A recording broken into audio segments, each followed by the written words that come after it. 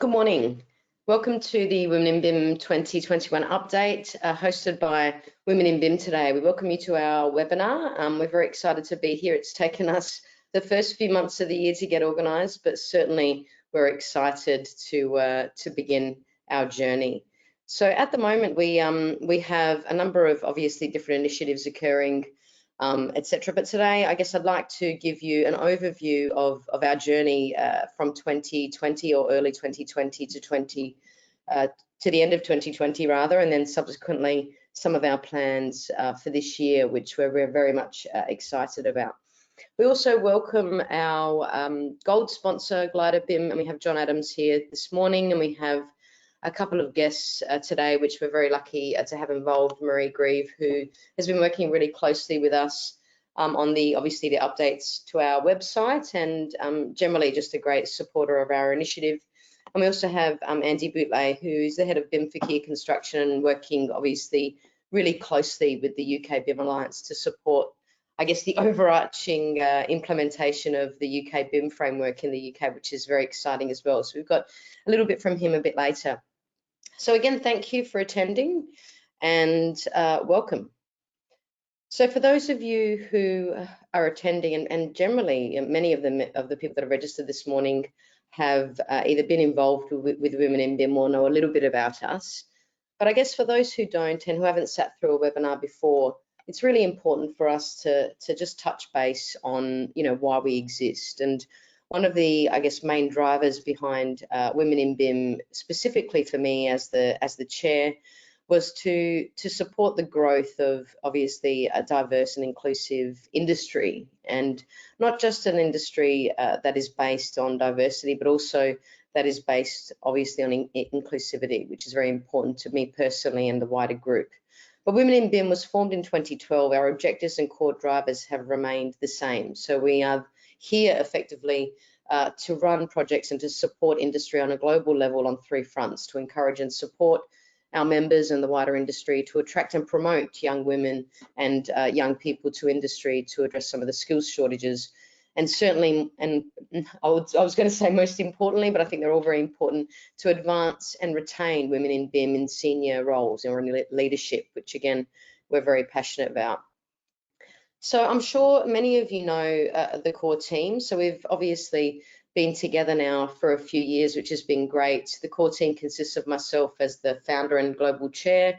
We have Vicky Reynolds, who's the global vice chair, Jenny Barrett, who's managing our education wing of the incentive, Gergana Stakova, who is also a digital engineering lead at Laing O'Rourke, but also helping us to mine through the data for the database and help us to manage our database.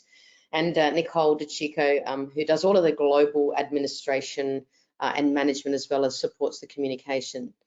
And I'll let Marie, I guess, give a little bit more about what she does to help us too, because Costello Palmer have been instrumental in some of those initiatives as well. Our 2021 sponsors, and just to kind of step back a second, we wouldn't be able to work as well as we do and basically support the initiative as much as we do without having sponsors. Our sponsors, and probably the very first company that showed us a great level of support were Glider BIM. So we thank Nick and the team. John is here today to talk a little bit about Glider, but Glider BIM are our sponsor now, second year running as a gold sponsor in the European region, so UK, Europe, as well as I3PT certification, who sit as our silver sponsor. And this year we're also really very excited to welcome Oricon as our gold sponsor. And many of you may have heard that Digital Node certainly has been acquired by Oricon, which I'm not going to talk about today, but one of the incentives behind my role within Oricon is to very much grow that diversity piece. So they have very much supported that and signed on as gold in the APAC region, Asia Pacific, and we have GHD as silver and Mott MacDonald as bronze. So this is one of the first years, well, it is the first year we've had 3 sponsors across APAC, which is very exciting. Now with that, I'd like to hand over just quickly to John Adams, who will give you I guess a little bit of an update from Glider, a couple of minutes just to give you, I guess, his introduction session as a gold sponsor. So John, over to you.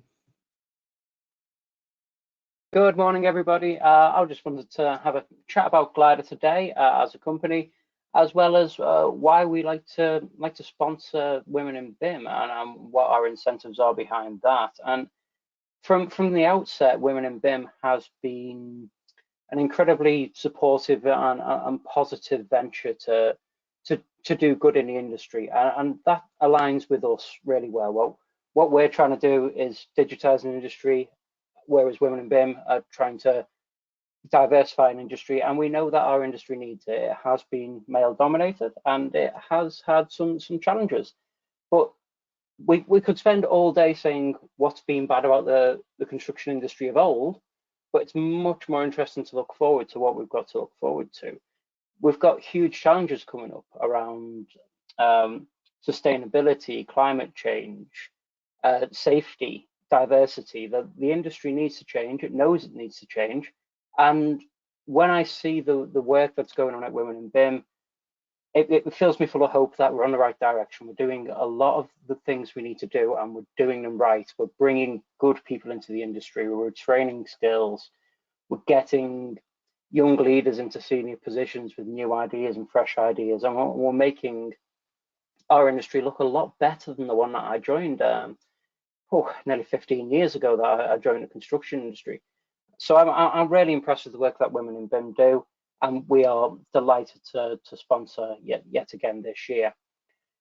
In terms of what Glider do, I think there's quite a misconception of what we do out there, that we're just a software vendor. There's a lot more to us than that. We do have our flagship software product, which is Glider BIM, and my role as head of product is to work with the industry to make sure that we put the right features into our software. So we are developing a first-class piece of software for information management, as that becomes a real and proper profession in our industry, as we take more care over our information, and we really try and manage information properly for the life cycle of a construction project and into the operational phase and then back again. So that's my role. I'm here to make sure we've got the right software. But as a business, we do a lot more than that. We do information management consultancy. We do a lot of work around operations and maintenance, and we're straying into really interesting waters with some customers on digital twins, talking about how they can use different data schemas to connect buildings with their data sets and do really interesting things.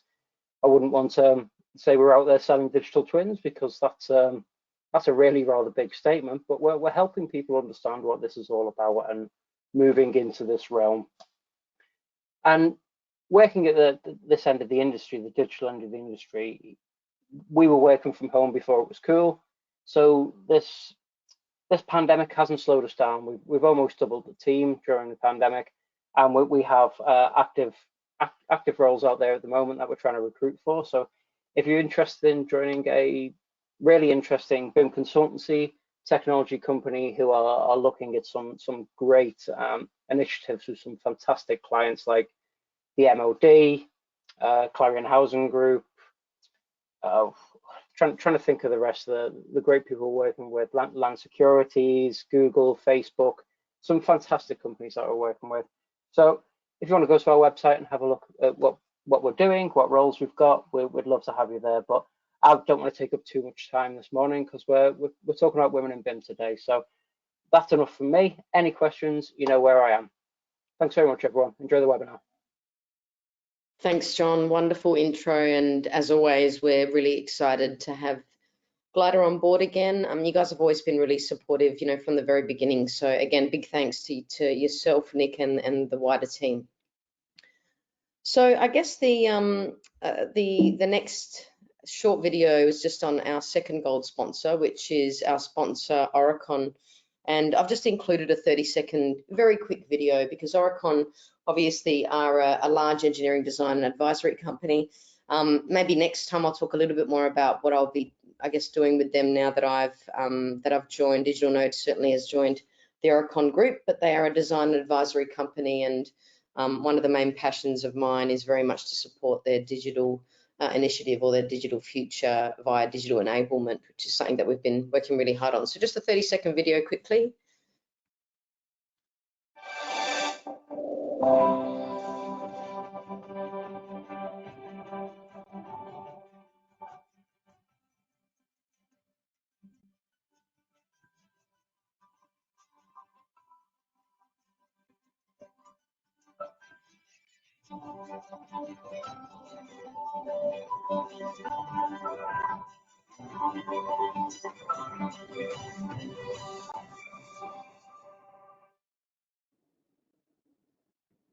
Great, thanks. So now, obviously, we've got such an important session to go through today, which is an overview of some of the work that we were doing last year. As much as it's April now, I think it'd be really nice, and we decided as a core team it'd be a really nice thing to introduce and give you a summary of the report that we released and some of the work that we were undertaking last year, as well as an update on how those projects and initiatives are going to extend into this year, certainly with the help of our core team and regional leads, which I'll talk about as we move through. So our report was only released yesterday, again, thanks to Costello Palmer, big support partner of ours to produce the report. If you haven't already seen it, it is now hosted on our website. And I'm sure if you're a member, you have received it via our mailing list. But certainly it is the first annual report that we have released, and we're very excited to release it today for a couple of reasons. So the first is obviously to give our members and the wider industry a snapshot as such of our reach. So one of the most important elements of Women in BIM is to ensure that we have presence on a global scale and to grow our social media and industry affiliations. And certainly the numbers have been increasing all over the world, which is very exciting for us.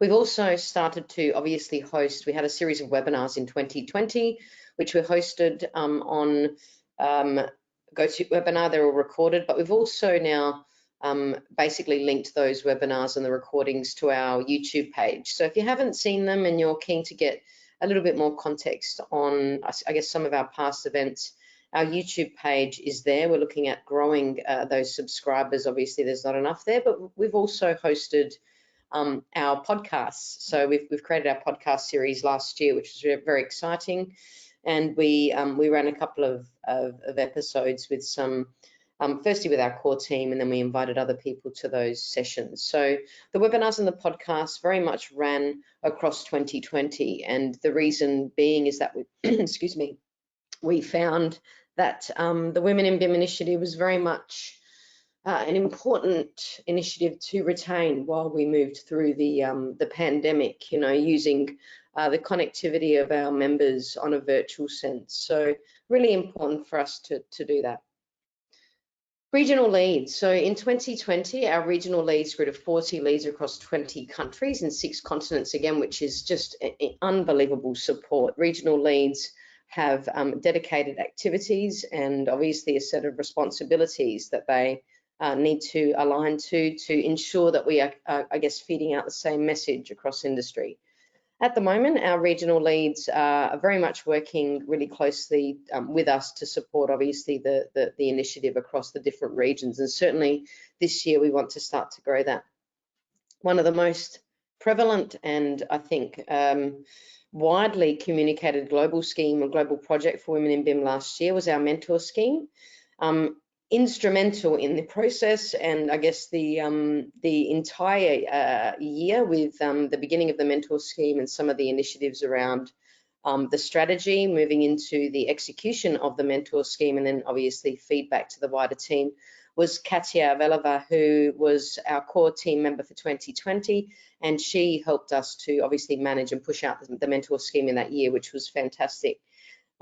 We thank Katia because we're very excited that she was able to be involved, and we're really excited that that she was included in the initiative. And unfortunately, she's moved on this year to I guess extend her ventures in other areas. But certainly, we wish her the best.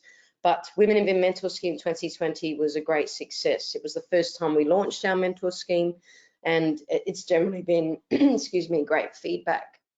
Although we couldn't match all of our applicants, we helped to strategically allocate them to group mentoring activities through the year. The group mentoring activities were amazingly received. They were known as UMA activities, which many of you know about.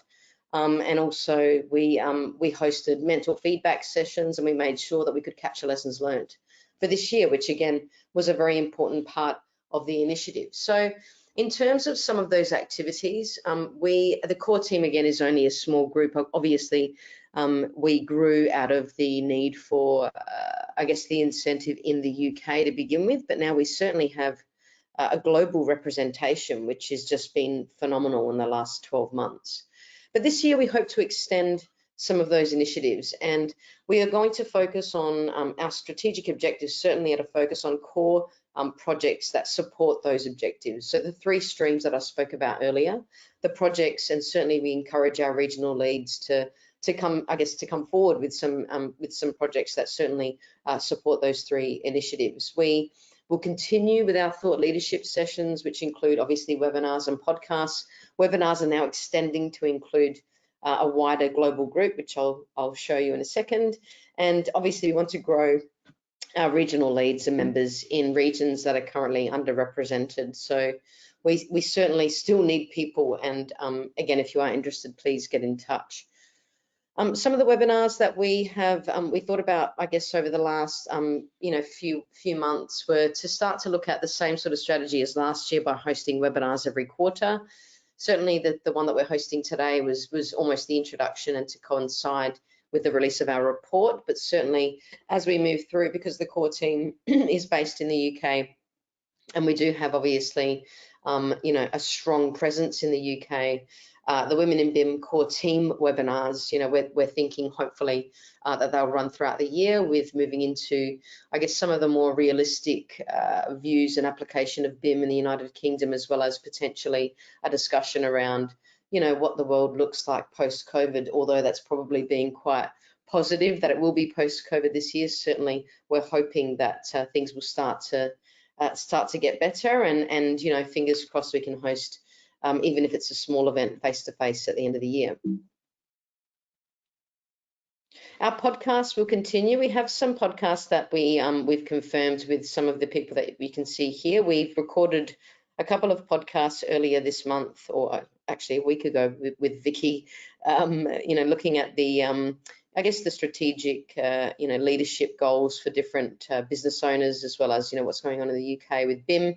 We're recording our first Australian podcast with the regional leads that exist over here, and that series of podcasts will simply be that podcast really would be an introduction to the regional leads in the UK.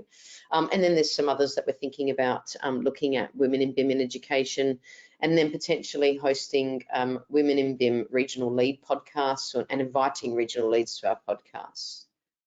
Our quarterly regional lead meetings have now been set. So if we do have regional leads on the webinar, and I know we do, we are about to send out invitations to our quarterly regional lead meetings, where we have grouped our regional leads in obviously based on your geographical regions, so Asia Pacific, Europe, and the US.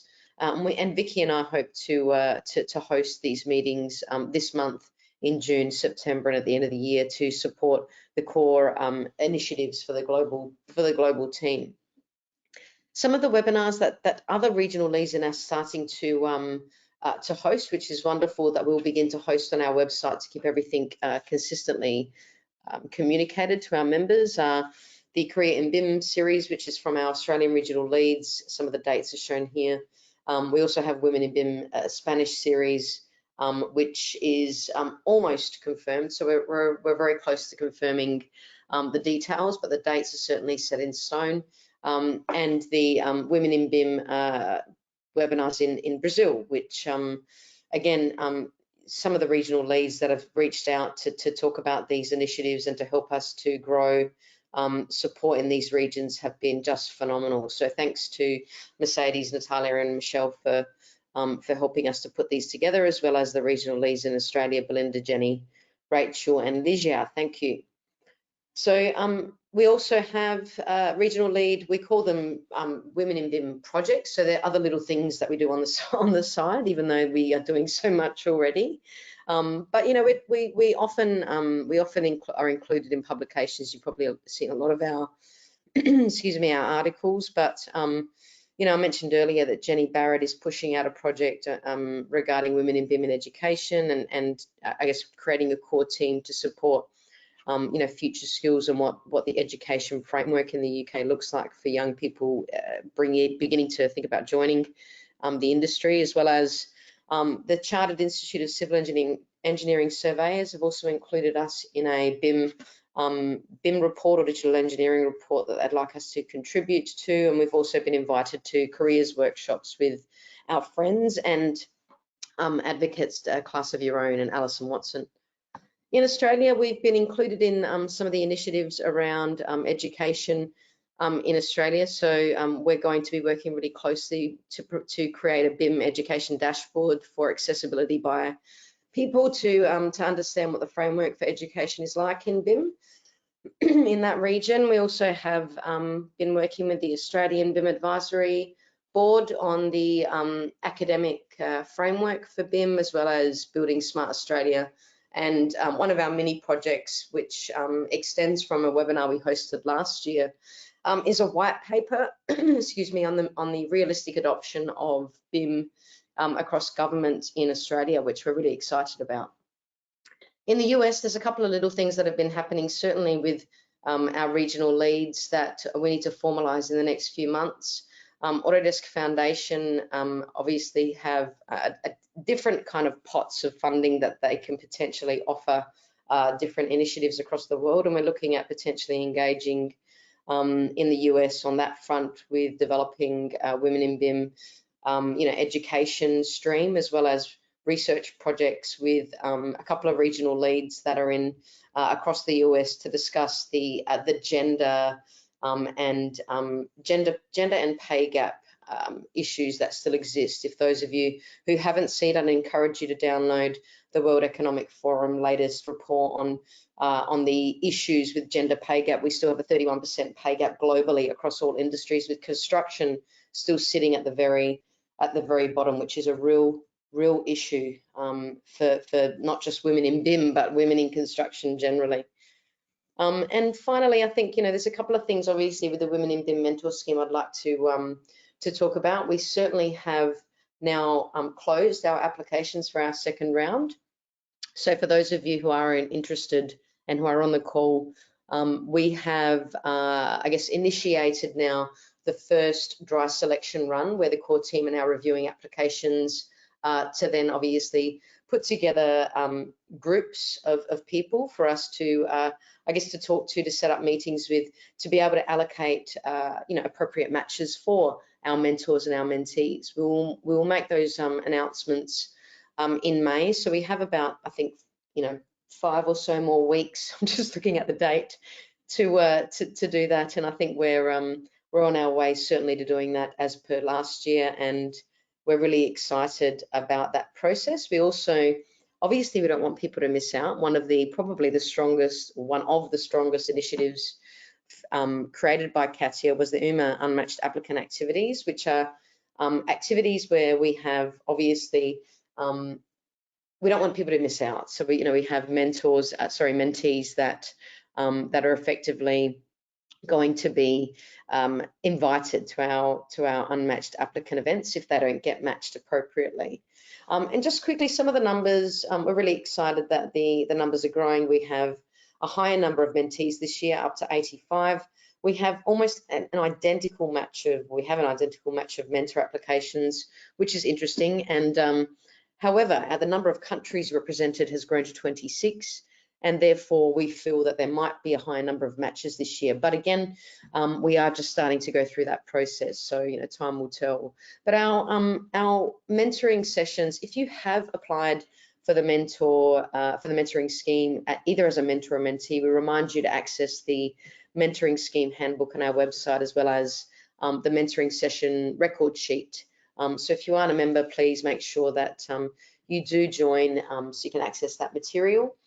And our UMA activities, I guess one of the things that stood out for us more recently, and certainly for this year, is to host an extended UMA activity on the importance of BIM, and almost a BIM basics workshop, because many of our mentees that have applied very much are young women that have very little knowledge in BIM and are just starting out their careers in BIM. So if we can't match them appropriately, we will be allocating those people to some of our BIM basics sessions. One thing I wanted to note as well is, if you are interested in our UMA activities, we encourage you to apply for the mentor scheme, because if you aren't matched, obviously you have priority in attendance for our UMA activities, which we hope to extend to the wider community later this year or even maybe next year. And I think I'm on time, but one of the last few slides is that we're often asked by events all over the world to partner with them. Here are some examples of events that we are partnering with. Certainly, these events will promote us, support us, obviously, share our initiative across with their members and their mailing lists, as well as provide discount codes. So again, if you are not a member and you are interested in some of these events or awards ceremonies, please do become a member. In the Inspire Awards are one of the final partnerships that we made just recently, and one of the things that we have agreed with them is that we would encourage, certainly today, as part of this webinar, our members to submit their applications. I mean, there's still a few more weeks for you to submit your applications, but the Inspire Awards we support because they very much celebrate diversity and inclusion in the UK, and stand apart from some of the other events in that space. And we very much are excited to be partnering with them. We encourage you to submit your entries. So with that, I'll hand over to Marie, and Marie Grieve is the owner and founder of Castello Palmer. We've been working with Castello for a number of years, both on the digital node front and the Women in BIM front, and always super impressed by the work that they do. And therefore, we're really excited to have her on our webinar today, giving you guys, an overview and a preview of the new website. So Marie, I'll hand over to you. If you'd like to share your screen, do I need to do that? Let's just have a look. Yep, give me a second.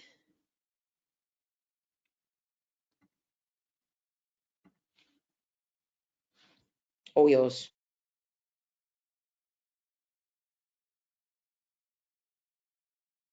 I was just on mute. So let me see where we are. There.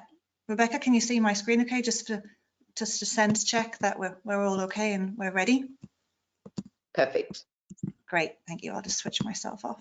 There we are.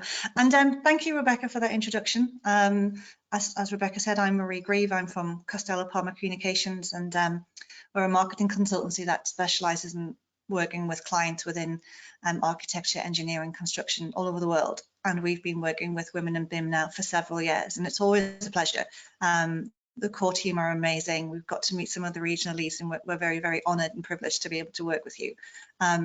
And when they asked us to do the website, it was like, yes, of course, we'd be delighted to support and do that.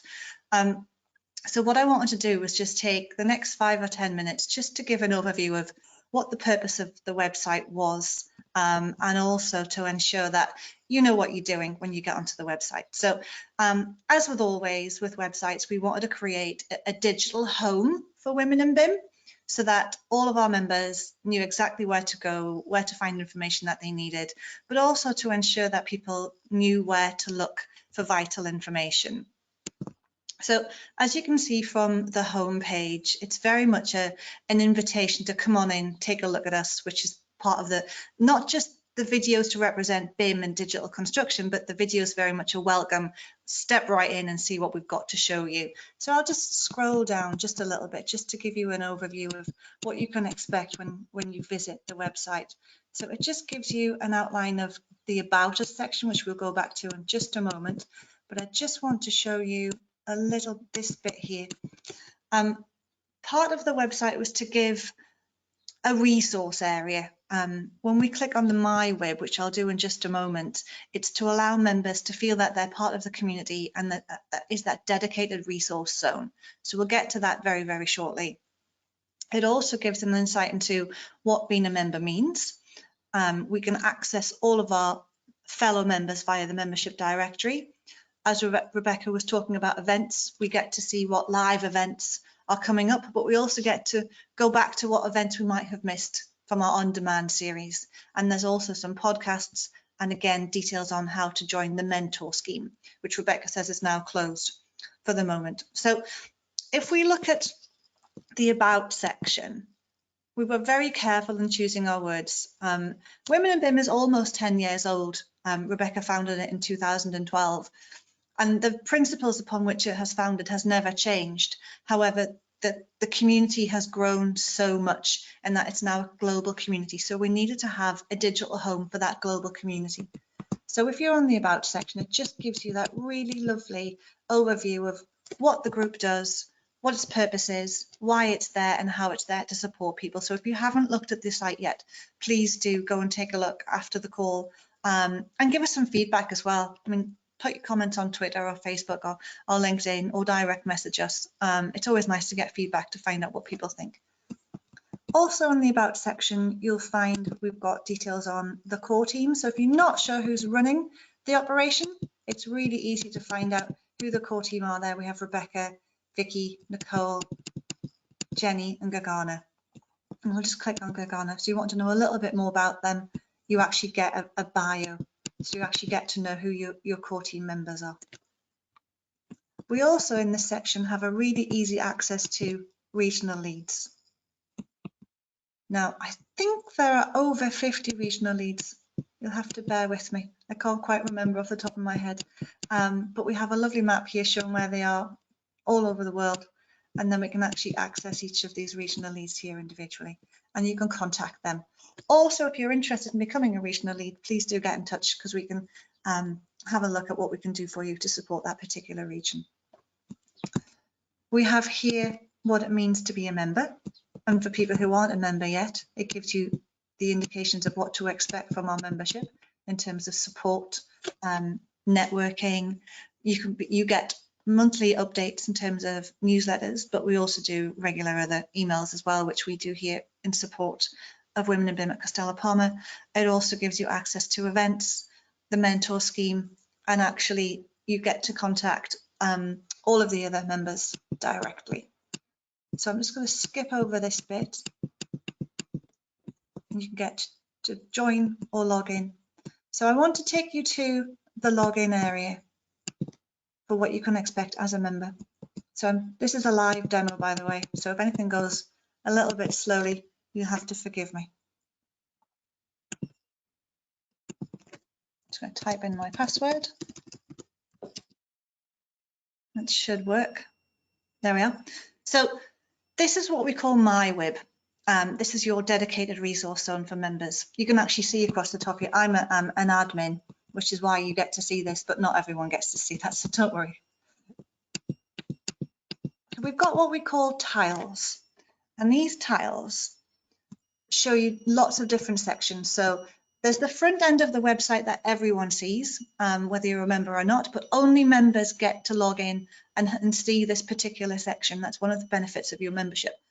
And you actually get to have your own personal profile. I'm not going to click on it just at the moment, but what I would encourage is if anyone hasn't updated their profile recently, please do go in and do that, because what we need to do is, you can see on there, I have my picture.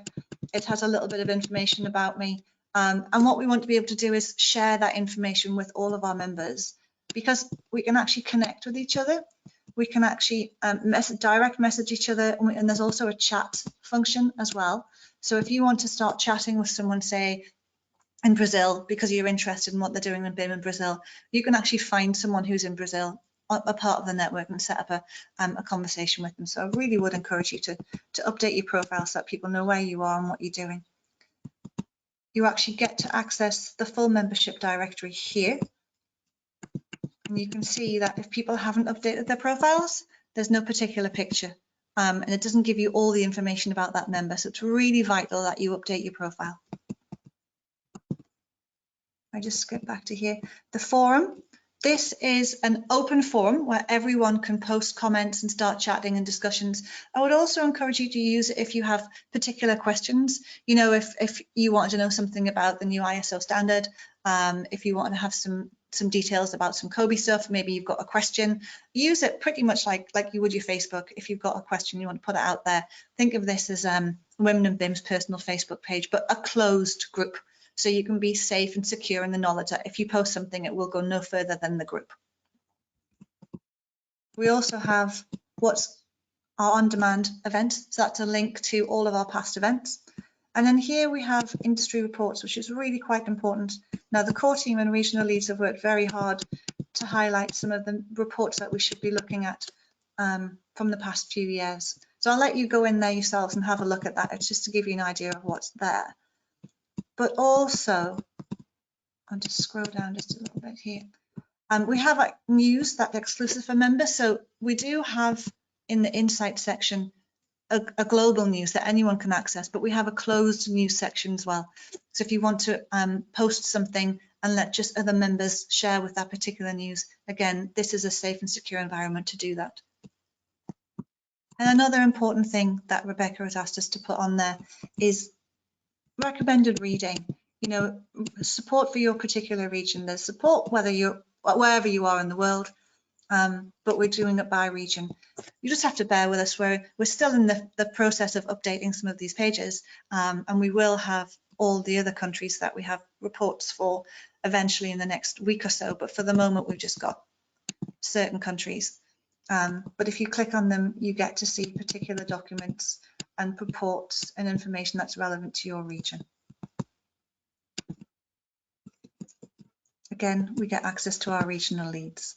So as you can see, this particular resource zone is vital for information for all of our members. It allows you to connect with each other. It allows you to access key reports, key documents. Also, it gives you access to particular training and maybe upskill in one particular area that you're interested in. So really, it's more a case of, if you haven't looked at the website yet, please do go in, log in, update your profile, have a look around, and come back to us if you have any particular queries or questions, or there's things that you like. We always like feedback. So thank you.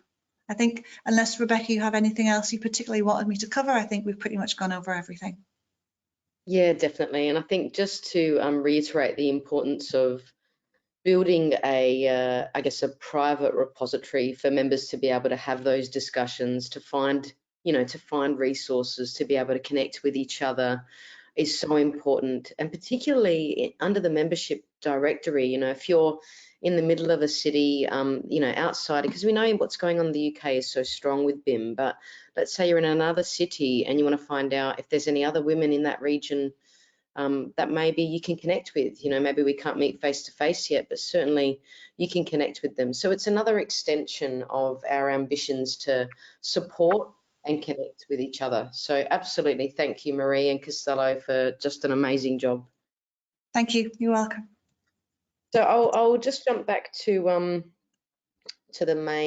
my main screen, which will basically now allow me to introduce our next speaker.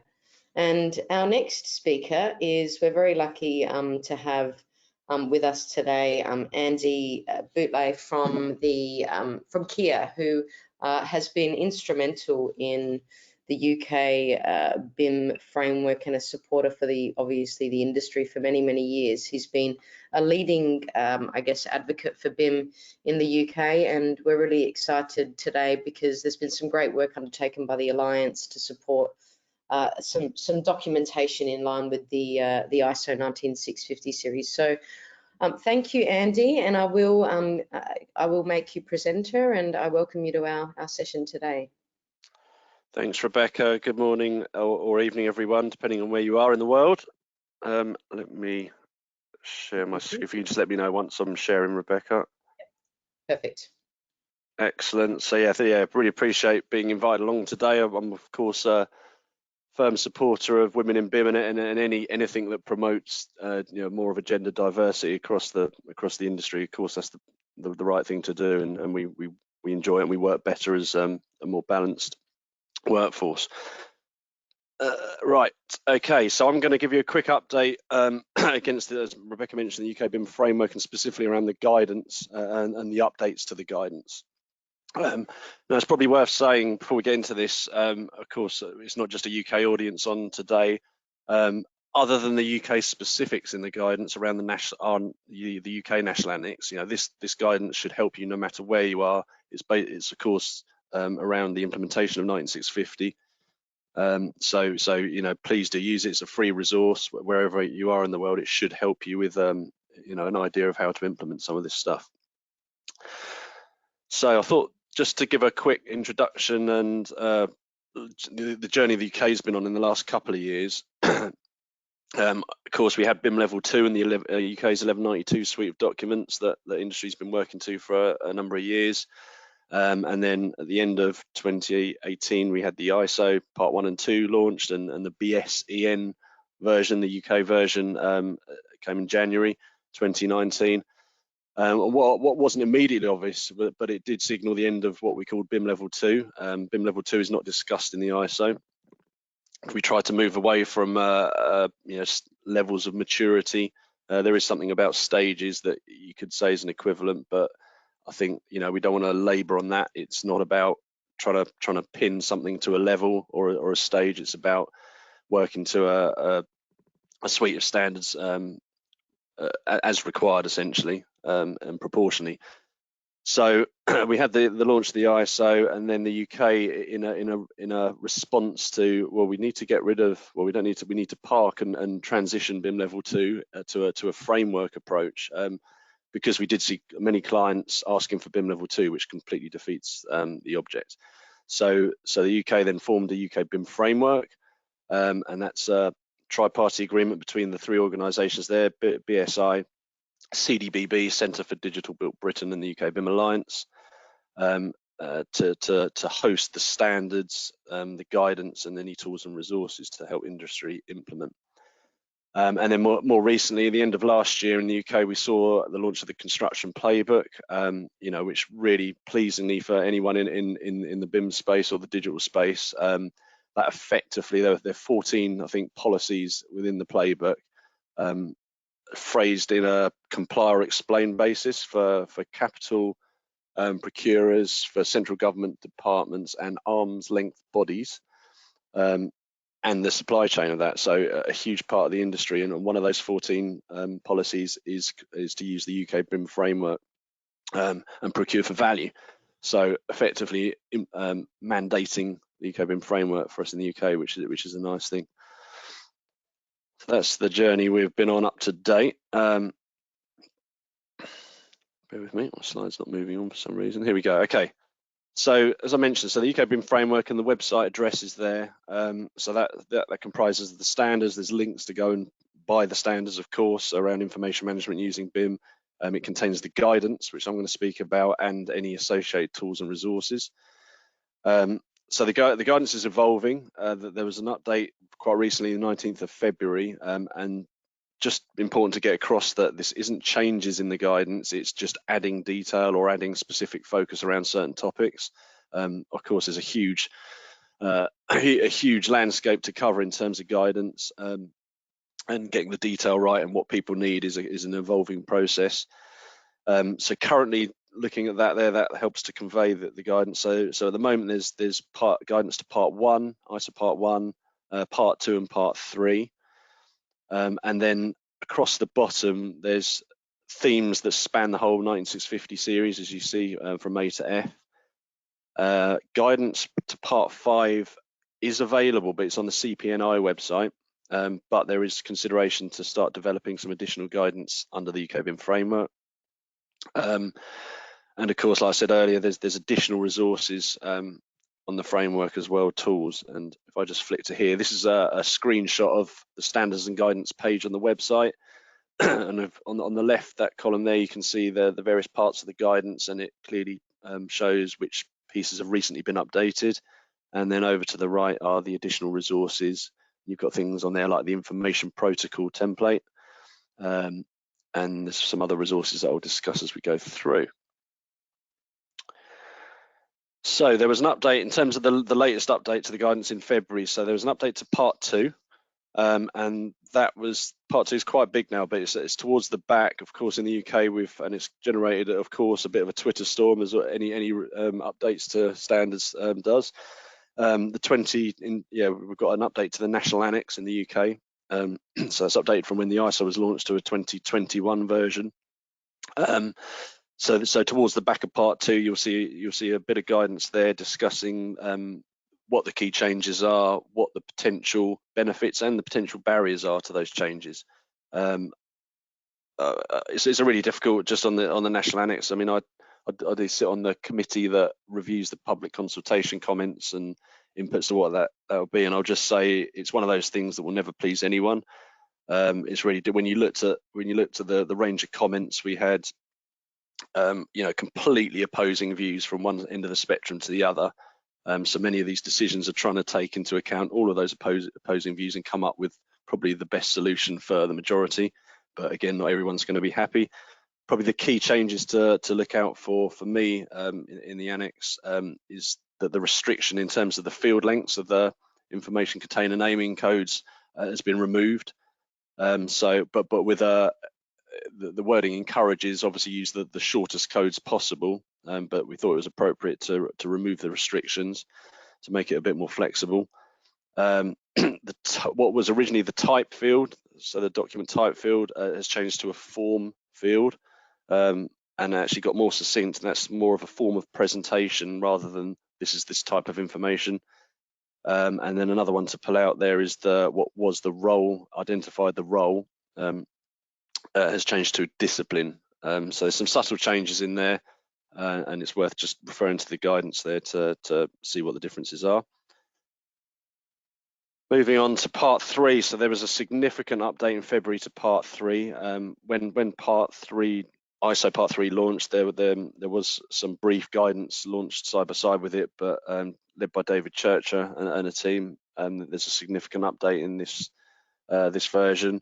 You can see there's quite a detailed process map there that sits alongside as an additional resource. There's some more work ahead to be done in part 3 around trigger events and that transition to asset information model in operation. But there's plenty in there to hook onto and start reviewing if you're in that side of the process. Moving on to part A. So this is one of, so I'm a co-author of this with Rob Jackson and actually Sarah Davidson, and myself and Rob specifically look around the guidance to the information management function. So the update to part A in February was we thought it'd be hopefully useful to produce a tool. Annex A at the back of 19650 part 2, there is a information management assignment matrix example, and that schedules out each clause in part 2 as an idea of approach to assign out the information management function. What we did is develop a tool that expands on that. So not only does it have each clause heading or activity, it then has all the subtasks under each clause that you'd probably need to carry out, whether you're appointing, lead appointed or appointed party. And that's provided in 3 different formats. So there's a Word version, should you want to approach that and customize it in Word. There's an Excel version. There's also a database version provided in via Airtable, where you can pull out a CSV of that.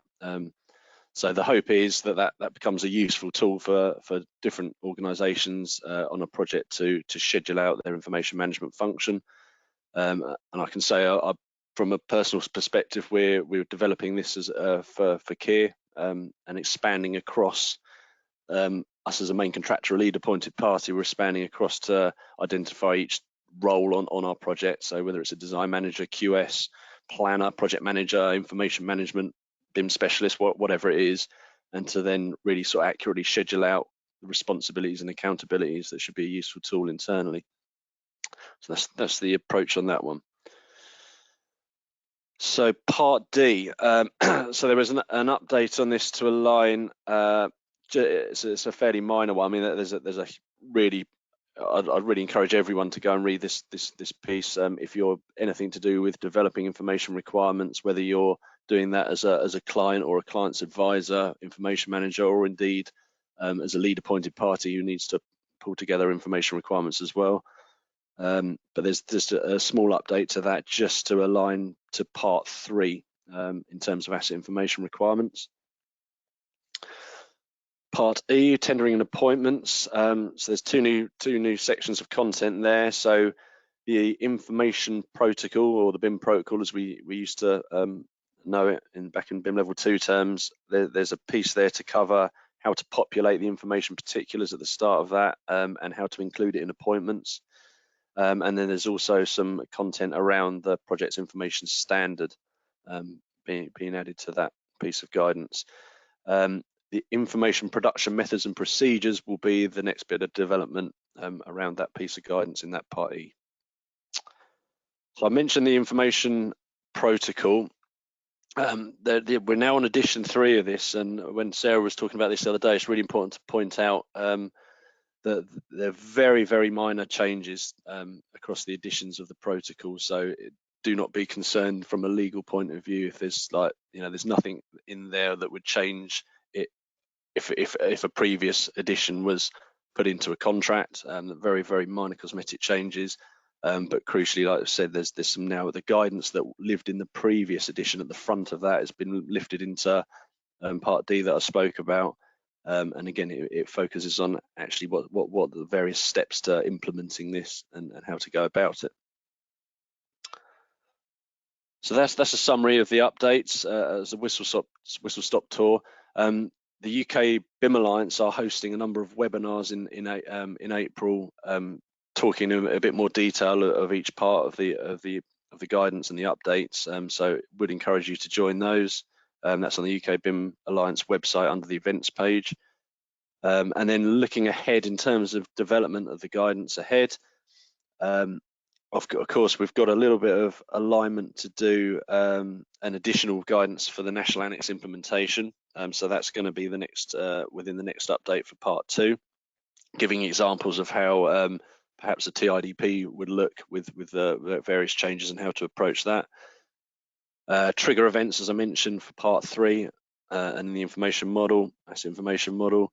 There's going to be some additional guidance around COBie in Part B. Part C will get, again, an update because at the moment around the CDE, that's aligned to the previous National Annex version. So there's an update to do there in terms of status codes and various changes there. Part D is going to have a bit of focus around health and safety examples for information requirements. Part E will look at information production methods and procedures, as I mentioned, plus a bit more detailed guidance on how you might approach a BIM execution plan. Part F looking at federation and work breakdown structures. And then Part 3, there's going to be an update there, as I mentioned, and again going back to the Part 1 guidance around ISO 9650 Part 1 concepts and principles. There's a bit of bringing up to date and probably just aligning more detail there. Information protocol to support ISO 1960 Part 3 again. So the current protocol is specifically for the capital delivery phase, so supporting Part 2. There'll be some subtle different requirements for it to support Part 3, so that's going to be in production.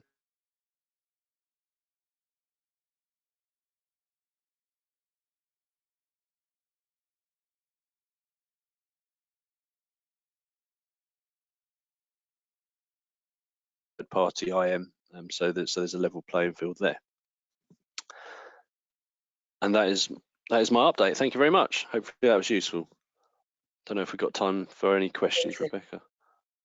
So what I'll do is we do have time for questions, which is wonderful. We've got about 6 or so minutes for questions. So what I'll do is I'll keep the chat dialogue or the questions dialogue open. So if there are questions, please do ask them just to myself, Andy, or any other topics. Okay, so Andy, you did cut out just in the last bullet point comments. So the last slide you had, can you just repeat the last couple of things on that slide? Is that possible? Yeah, sorry, I didn't realise that. Yeah. Let me share again. I thought it was mine, but a couple of people have mentioned it. So which bit was it? Just this last slide then? Yeah. Maybe just the Part C. From scope of. Hang on. Scope of service. Scope of services.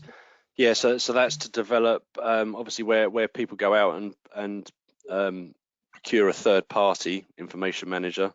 To develop a scope of services to allow a common approach. What are the things that enable fair pricing of third-party IMs to respond to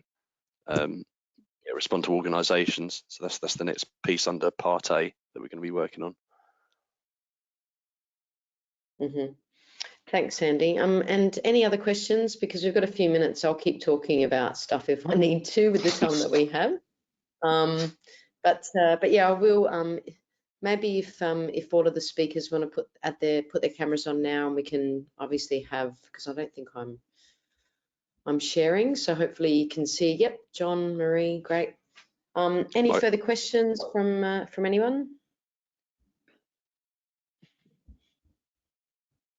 One thing, I'll just keep talking until the questions pop up, but one thing I do want to make sure that people understand is that we are very much a global group. One of the projects that we sent out last year to our regional leads was the development of useful links. Those useful links, Marie mentioned, will form part of the repository for global BIM documents. The reason is that, and many of you know, I mean, working in BIM, that, you know, we're really lucky, or we were when I lived there in the UK, that there was just so much guidance and support and consistently delivered and executed guidance and support, much of what Andy has gone through. And I think, you know, we certainly take that for granted, you know, so it's something that I think, you know, other regions of the world should really take interest in, because I've seen just some great you know, just great leadership in the UK when it comes to BIM. I've got a question, is somebody's joined as a member on the website and wondering if there is paid membership too, which has more access. So no, we're virtually, we're free. So we build and support all of our incentives via sponsorship. So the website is there for industry, for women in BIM, as a free resource. Maybe one for Andy can take this one. Just a question regarding a security-minded approach. ISO 19650 Part 1, what is the UK's approach to this? And I guess even is there any guidance document around Part 5? So I was going to say, Part 5 is obviously focused on that. There's no guidance on the website, on the UK BIM framework website currently. Guidance has been developed under CPNI website. So if you Google that and go on there, you should be able to access it. Quite honestly, I'm not sure if it's freely accessible. It's a good question. I'm now thinking to myself. But we are hoping to develop guidance specifically around Part 5 on the framework as well. And I mean, has there been much of a, I guess, in terms of the implementation across government with Part 5? I mean, do you have any feedback on that, Andy, or has there been any development on that front? Not personally. It's probably a little bit early, but of course, you know, the security aspect is massively important, and yeah, of course, government departments are closely examining and working on that. But yeah, I haven't got any real examples to feedback on that at the moment. I hope to. Yeah, we're doing some work with the DIO, who are essentially the landlord for the MOD. They are seriously looking at this, but there are, for big organisations like this, it's quite a challenge to migrate over to the ISO. So they're working through all of the standards at the moment. But yeah, they are looking at it, so it's going to be turning up in people's standards and things rather soon. Great, thanks, John. Good to know. There is a question from a mentee who has submitted an application, and she's just taken a new job role, which is well done. It's a great news. And can she update her application for a chance to be better matched? I think there's an opportunity for us now that we're culling through. It's probably a little bit too late, but certainly drop info@womeninbim.org an email if there's anything in your application that you feel isn't quite appropriate, because the intention of the mentor scheme is to match, obviously to make the right matches, you know, and if you do have some updated info, you know, we're always happy to receive it. So yeah, just send that through on the info email, and Nicole can address that. Do we have any regional leads in West Africa? Not that I know of. Marie, do you remember? I don't think we do, actually. No. Yeah. So again, if you're interested, info@womeninbim.org. And I'm not sure if we've embedded the regional lead form on the website or not yet. If we haven't, we have. Yeah, so if you go to the message us and we can send them the link to the form. Yeah. Great, yeah. There's another question here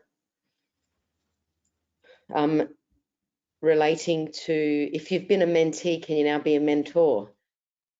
I think yes. I'm conscious that there's obviously we're just growing our skills and we're developing so quickly, but certainly if you're interested in becoming a mentor after you've menteed, then just apply. I mean, we're just out there to make the right matches, which is so very important. And then one more question in response to the 19650 Part 5 was that there are huge conversations in Australia around ISO 27001 application. And is there any discussions around that in the UK? Andy, yes. maybe? Yeah. 27001 is quite prevalent in the UK as well. Absolutely. Yeah, well, certainly 27001 at Glider, we tend to focus it on the technology companies more than the consultancies. But anybody who's working with information and has to store information, you either want to be ISO 27001 yourself if you're going to be maintaining that data, or you want to be working with people who are. Obviously, we have additional complexities around GDPR here, so every company's got to take info security very seriously anyway, but ISO 27001 adds a layer of seriousness and professionalism over the top of that, which we take seriously, but quite often you can offload that requirement onto the people you work with. If somebody's looking after your data for you and you're using a SaaS-based platform, you don't have to worry about it too much. Awesome. Thank you so much. And we have run out of time. I think a lot of people are really excited by what we've presented today. And again, we wouldn't obviously be able to do it all on our own. So again, thanks to firstly our gold sponsors, Glider and Oricon Group, and secondly to our speakers, to Marie, as well as the wider Costello Palmer team, Rich, etc., for helping us with so much the last 3 or 4 months, which has been amazing. And again to Andy for your great presentation. So thank you everyone, and please keep in touch. This session will be hosted on our YouTube channel and then obviously accessible on our website. So all the best. Have a good day or a good evening, and we'll see you next time. Thank you. Goodbye, everyone. Cheers. Bye. Bye.